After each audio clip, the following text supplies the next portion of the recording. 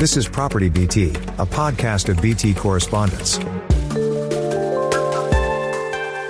Occasionally, surveys mention how expensive Singapore is. And Singaporeans, when travelling abroad, can sound like birds as they mutter, cheap, cheap, cheap. For many Singaporeans, buying a home here often represents the single largest expenditure. And some homes can be very pricey. A record-breaking Housing and Development Board or HDB resale flat fetched over 1.5 million Singapore dollars, while a penthouse at Park Nova along Tomlinson Road sold for nearly 39 million Singapore dollars, or around 6,600 Singapore dollars per square foot. Are homes in our land-scarce city-state affordable? What do megatrends such as a growing but fast-aging population mean for our housing market? Welcome to PropertyBT. I'm Leslie Yee, Senior Correspondent of the Business Times.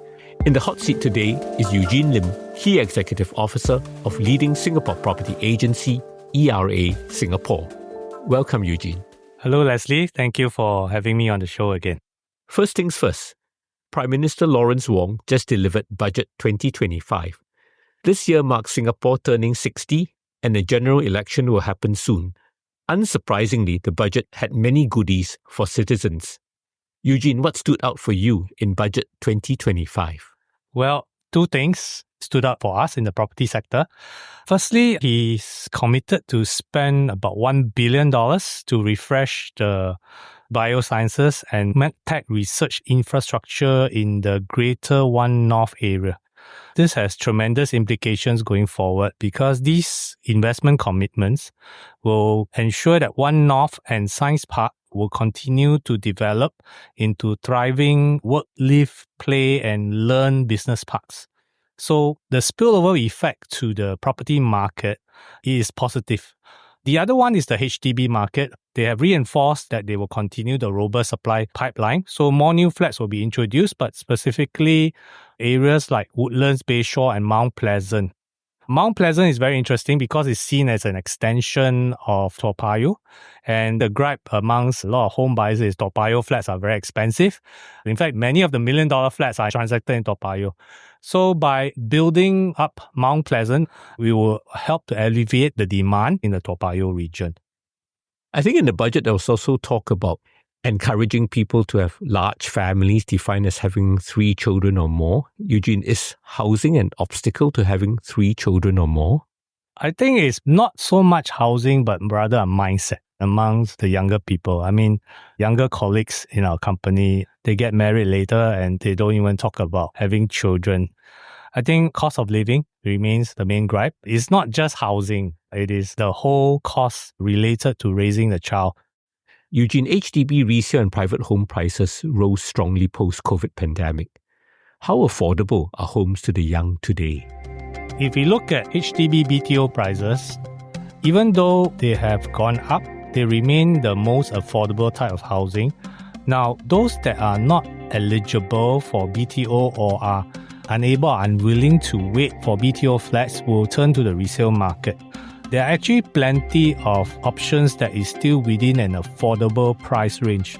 So in 2024, about more than half of the resale flats transacted are between 500,000 to 750,000, just a shade higher than BTO prices.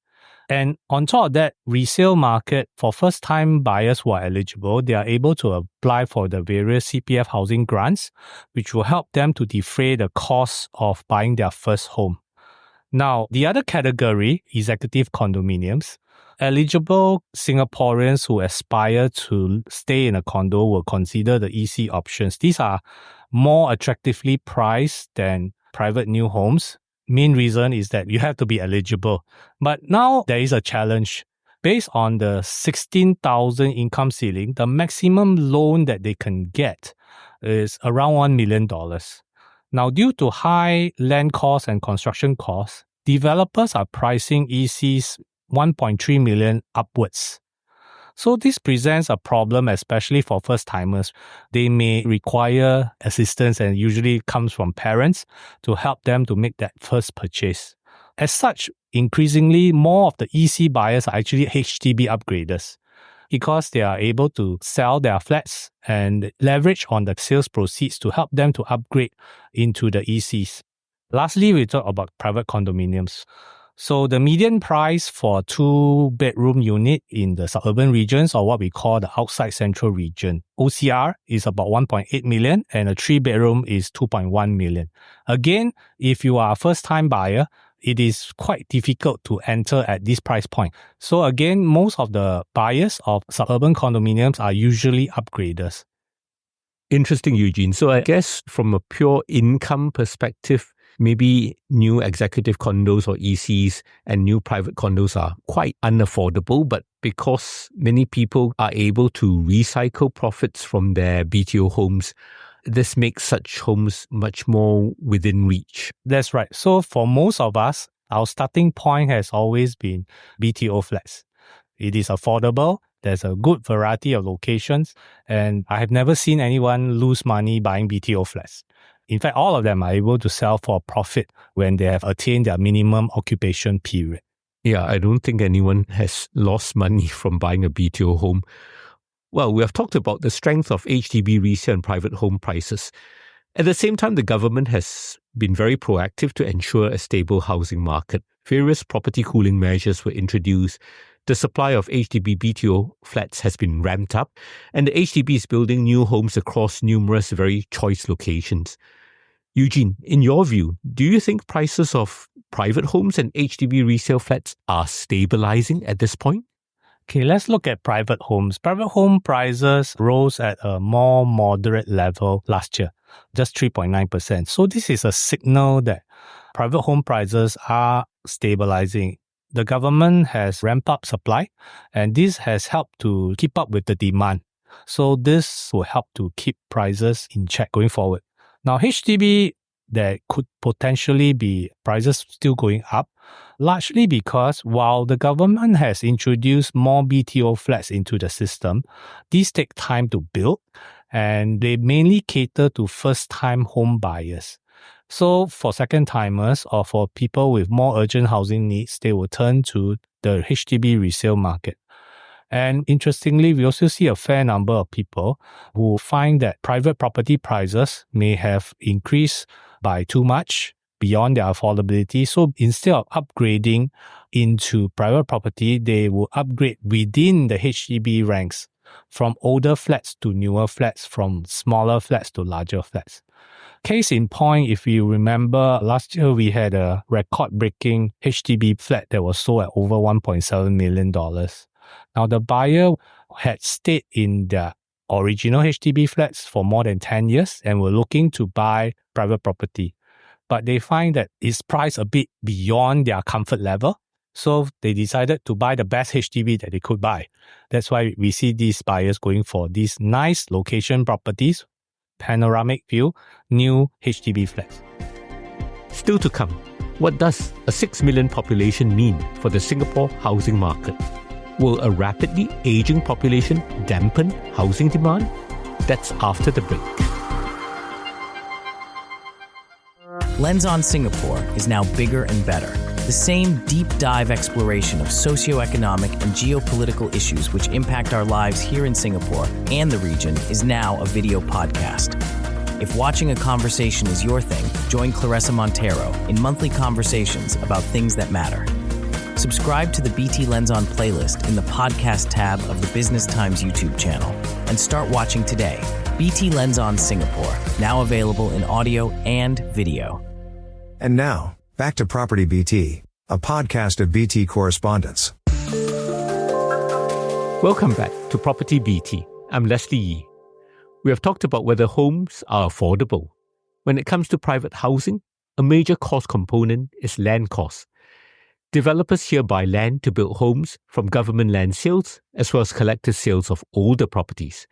And developers typically secure land by being the top bidder.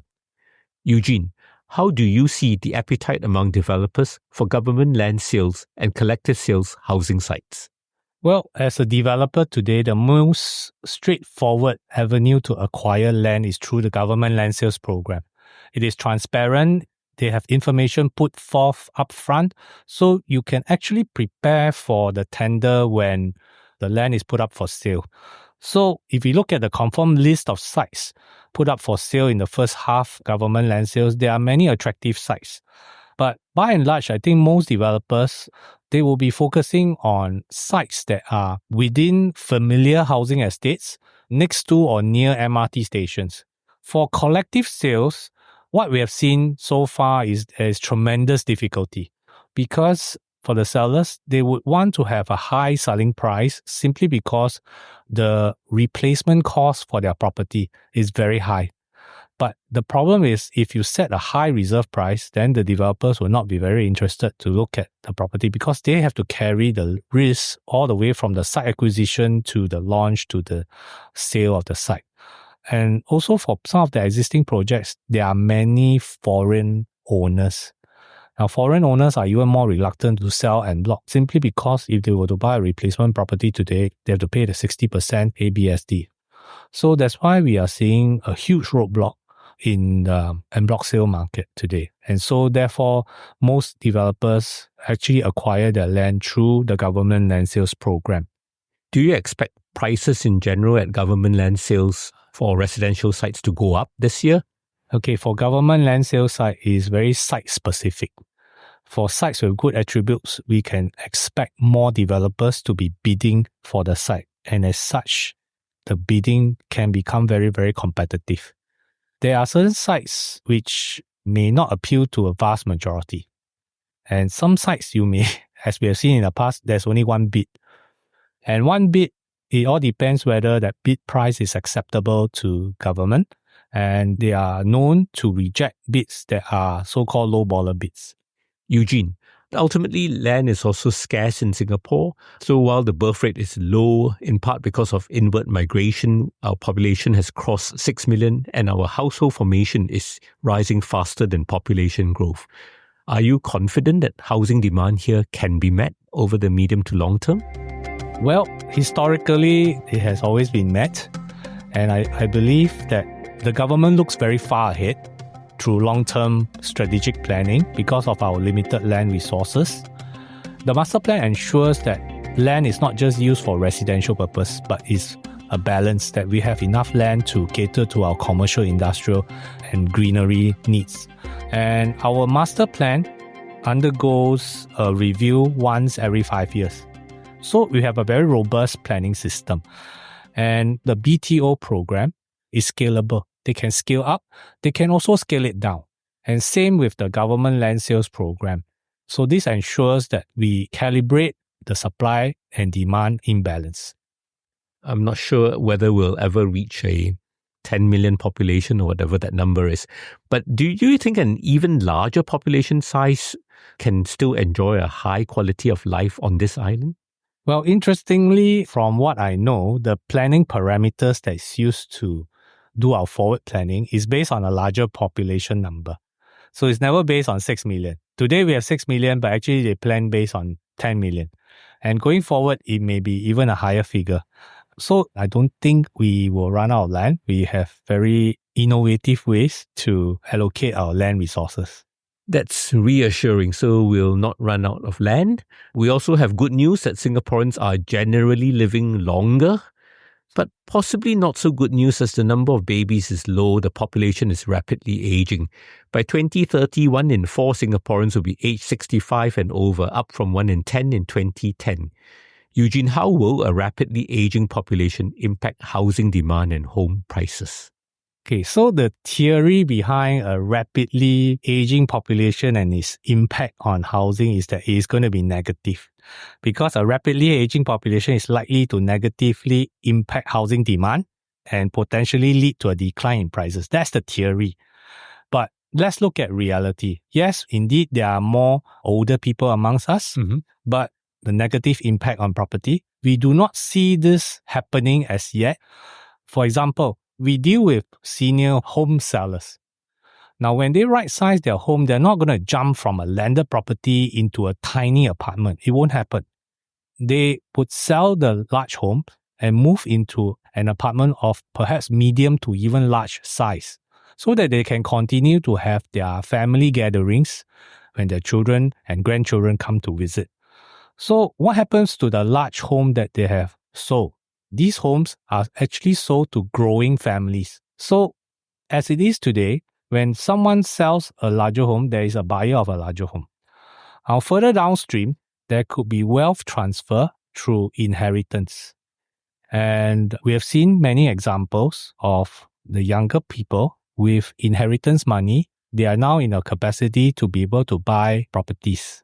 The byproduct of an aging population could even spin off more property transactions going forward. Now, another implication of an aging population is that we will probably need an increased foreign workforce. When there's an increase in foreign workforce, there will be increase in demand for rental housing. So there will be more transactions in the market. People will buy homes to rent out. So they actually expect the demand from foreigners for rental housing to increase as we welcome more of them into our workforce. Eugene, we have gleaned from you valuable insights on the state of the local housing market, whether Landscare Singapore can meet rising housing needs, and the affordability of homes here. Thank you to my guest, ERA's Eugene Lim. Thank you, Leslie. Hope to see you again soon. That's it for Property BT this time. Happy property hunting. Next week, BT correspondents will be back with an all-new episode on markets. So do subscribe to our channel and check it out. If you have any thoughts or questions about the show, email us at btpodcast@sph.com.sg. I'm Leslie Yee. As always, thank you for listening. See you next week. This is a podcast by the Business Times. Find more BT podcasts at businesstimes.com.sg/podcasts. Or wherever you get your podcasts. This podcast is meant to provide general information only. SPH Media accepts no liability for loss arising from any reliance on the podcast or use of third parties' products and services. Please consult professional advisors for independent advice.